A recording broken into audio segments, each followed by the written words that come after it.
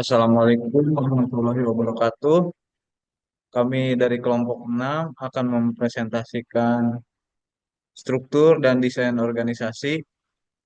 Adapun anggota kelompok kami ada Saudara Agung Setia Purwana, Daryl Nurdani, Fajar Trianda, Muhammad Fahrezi, Rifki Aditya Pamungkas, Muhammad Ali Sodikin, dan saya sendiri Muhammad Ika Ridho. Materi pertama akan Waduh, dibacakan oleh saya. Topik pembahasan pengertian struktur organisasi, desain organisasi yang umum, aspek-aspek yang menentukan efektivitas struktur, struktur mekanistik dan organik. Pengertian desain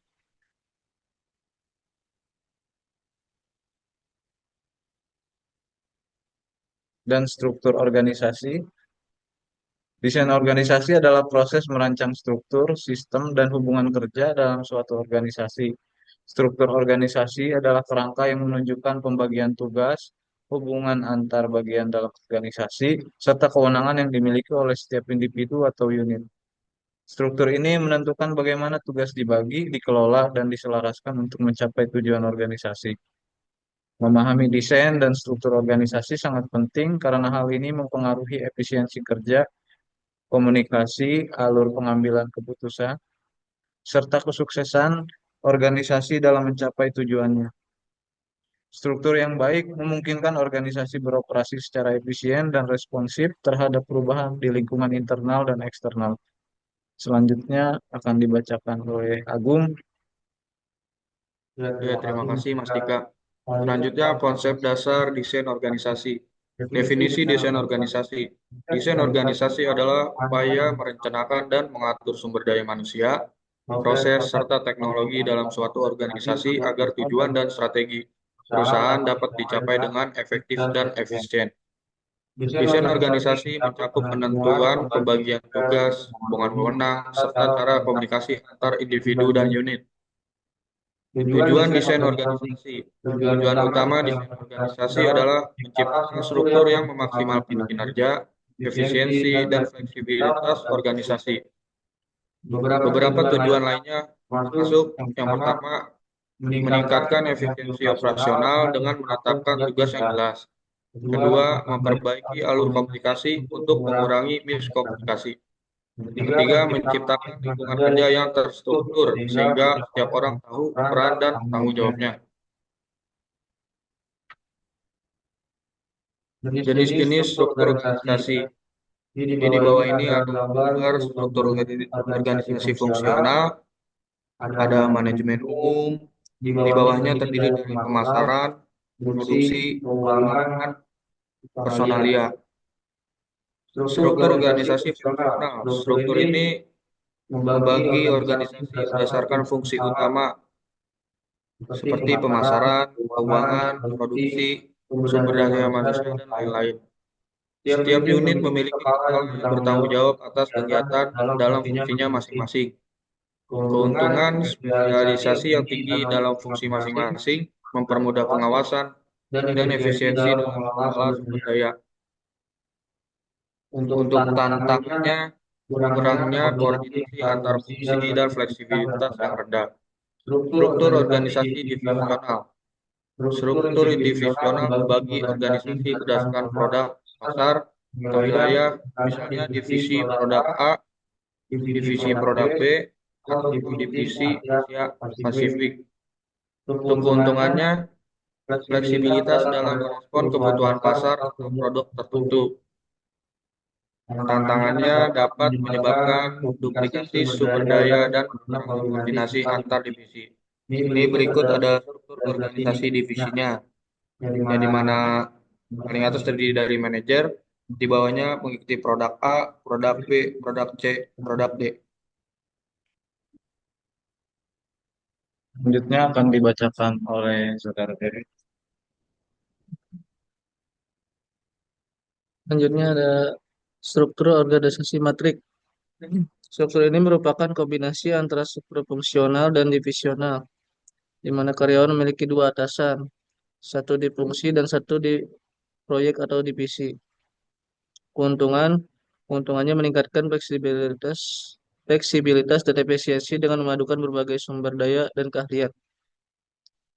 Kalau ada tantangan, konflik wewenang karena karyawan memiliki dua atasan yang dapat mempersulit pengambilan keputusan. Berikut adalah struktur organisasi matrik.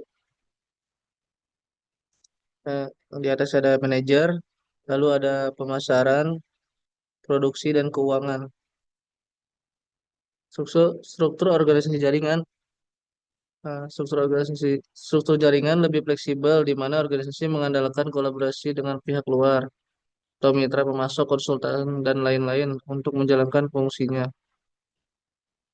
Keuntungannya lebih responsif dan hemat biaya karena lebih sedikit struktur internal. Tantangannya kesulitan dalam mengendalikan mitra eksternal dan potensi ketidakpastian. Lalu ada struktur organisasi tim, yaitu struktur berbasis tim melibatkan pembentukan tim lintas fungsi yang bertugas menyelesaikan proyek atau mencapai tujuan tertentu. Keuntungannya, kolaborasi antar departemen lebih kuat dan lebih fokus pada hasil. Tantangannya dapat menyebabkan kebingungan mengenai siapa yang memiliki wewenang akhir pada keputusan. Lalu aspek-aspek menentukan efektivitas struktur. Terdapat 6 kunci yang perlu diperhatikan oleh para manajer ketika hendak mendesain struktur. Antara lain, spesialisasi kerja, departementalisasi, rantai komando, rentang kendali, sentralisasi dan desentralisasi, dan formalisasi.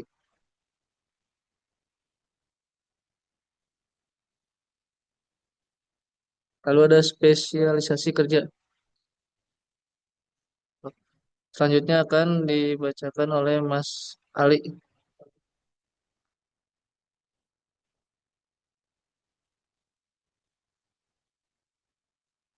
Baik, saya akan lanjutkan. Kemudian spesialisasi kerja. Spesialisasi kerja merujuk pada pembagian tugas dan tanggung jawab yang jelas dan dalam suatu organisasi di mana setiap individu atau unit fokus pada satu jenis pekerjaan atau tugas tertentu yang mereka kuasai. Tujuannya adalah untuk meningkatkan efisiensi dan produktivitas dengan memberikan tugas yang sesuai dengan keahlian dan pengalaman seseorang. Pengaruh terhadap efektivitas struktur, yaitu keuntungannya peningkatan efisiensi, kemudian yang kedua ada kualitas kerja yang lebih baik. Kemudian dari tantangannya yaitu kesempitan perspektif dan kurangnya kolaborasi antar bagian. Lanjut kemudian slide selanjutnya.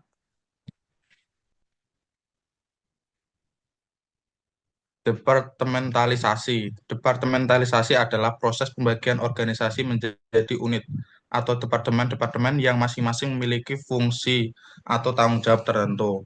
Departemen ini bisa berdasarkan fungsi fungsional, produk, wilayah, geografis, pelanggan, atau kombinasi dari beberapa faktor. Kemudian pengaruh terhadap efektivitas struktur, keuntungannya, koordinasi lebih mudah, kemudian kesesuaian dengan tujuan. Kemudian dari tantangannya yaitu koordinasi antar departemen dan duplikasi tugas. Lanjut lagi. Kemudian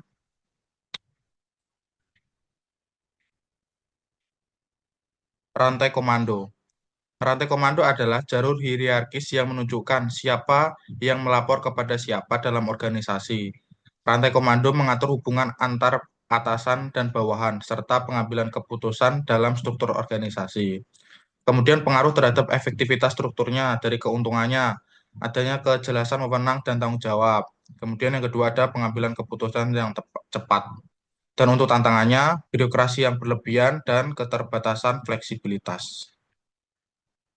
Untuk selanjutnya akan disampaikan oleh Saudara Muhammad Farezi. Oke, terima kasih Mas. Yang selanjutnya yaitu rentang kendali. Rentang kendali mengacu pada jumlah individu atau unit yang dapat dikelola secara efektif oleh seorang manajer. Rentang kendali yang sempit berarti seorang manajer mengawasi sedikit bawahan, sementara rentang kendali yang lebar berarti seorang manajer mengawasi banyak bawahan. Pengaruh terhadap efektivitas struktur. Yang pertama itu keuntungan dari rentang kendali sempit. Ada pengawasan yang lebih ketat. Di situ manajer dapat memberikan perhatian lebih kepada setiap individu atau unit, meningkatkan pengawasan serta bimbingan. Selanjutnya komunikasi lebih efektif. Dengan lebih sedikit bawahan, komunikasi antara manajer dan tim dapat lebih langsung dan juga lebih jelas. Yang kedua itu keuntungan dari rentang kendali lebar. Poin pertamanya penghematan biaya. Dengan rentang kendali yang lebar, organisasi tidak perlu memiliki banyak manajer dan mengurangi biaya administrasi. Lalu poin keduanya pemberdayaan karyawan. Rentang kendali lebar dapat mendorong karyawan untuk lebih mandiri dan bertanggung jawab. Lalu yang selanjutnya adalah tantangannya. Dari rentang kendali sempit sendiri, yaitu tantangannya dapat menyebabkan birokrasi yang berlebihan dan membuat manajer terbebani dengan tugas pengawasan yang lebih berat. Lalu, rentang kendali lebar, pengawasan menjadi kurang efektif dan manajer bisa mengalami kesulitan untuk memberikan perhatian yang cukup kepada masing-masing bawahannya. Yang selanjutnya, sentralisasi dan desentralisasi. Sentralisasi mengacu pada konsentrasi pengambilan keputusan pada tingkat manajemen atas, yaitu puncak organisasi. Sedangkan desentralisasi adalah distribusi pengambilan keputusan ke tingkat manajer yang lebih rendah atau unit yang lebih kecil dalam organisasi. Pengaruhnya terhadap efektivitas struktur adalah yang pertama keuntungan dari sentralisasi, yaitu kontrol yang lebih baik. Di situ dijelaskan manajemen puncak dapat mengontrol keputusan penting secara langsung, memastikan keseragaman dan kepastian. Yang kedua, konsistensi kebijakannya, yaitu sentralisasi mempermudah penerapan kebijakan yang seragam di seluruh organisasi. Lalu untuk keuntungan dari desentralisasi sendiri, yaitu adanya keputusan yang cepat. Dengan wewenang lebih banyak di tingkat bawah, keputusan dapat dibuat lebih cepat dan lebih responsif terhadap kebutuhan lokal. Lalu meningkatkan motivasi dan kepemilikan. Desentralisasi memberikan lebih banyak otonomi kepada manajer di tingkat bawah yang dapat meningkatkan motivasi dan rasa tanggung jawab. Tantangan dari sentralisasi dan desentralisasi, yang pertama dari sentralisasinya dulu, dapat menghambat inovasi dan mengurangi kemampuan organisasi untuk merespon perubahan dengan cepat.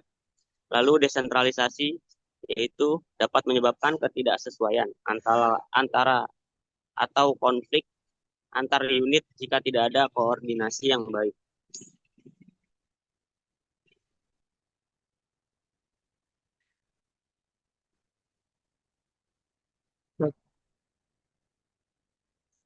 Ya baik, saya kembalikan ke moderator. Terima kasih. Baik, selanjutnya saya akan menjelaskan formalisasi. Formalisasi mengacu pada sejauh mana aturan, prosedur, dan kebijakan ditulis dan diterapkan dalam organisasi. Organisasi dengan tingkat formalitas yang tinggi memiliki banyak aturan tertulis dan prosedur yang harus diikuti oleh anggotanya. Pengaruh terhadap efektivitas struktur, keuntungannya adalah kejelasan peran dan tanggung jawab. Dengan prosedur dan kebijakan yang jelas, setiap anggota organisasi tahu apa yang harus diharapkan dari mereka. Konsistensi dalam operasional. Formalisasi memastikan bahwa pekerjaan dilakukan dengan cara yang sama, mengurangi variasi dalam hasil kerja. Tantangannya adalah kurangnya fleksibilitas. Formalisasi berlebihan dapat mengurangi kemampuan organisasi untuk beradaptasi dengan cepat terhadap perubahan, karena setiap tindakan harus mematuhi prosedur yang ketat. Penurunan kreativitas, karyawan mungkin merasa terhambat oleh aturan yang ketat dan sulit untuk berpikir kreatif atau mengambil inisiatif.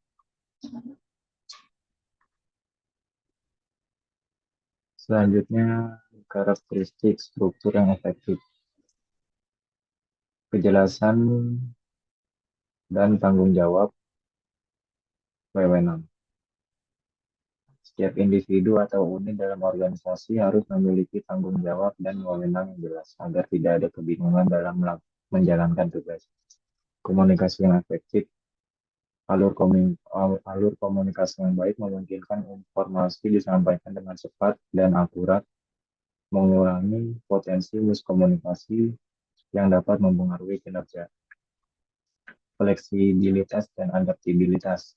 Struktur organisasi yang efektif harus mampu beradaptasi dengan perubahan kondisi eksternal dan internal yang terjadi, seperti teknologi baru atau perubahan besar. Kesesuaian dengan budaya organisasi. Struktur organisasi harus mencerminkan nilai-nilai dan budaya yang ada dalam organisasi untuk memastikan bahwa anggota organisasi dapat bekerja secara harmonis. Evaluasi dan perubahan struktur organisasi.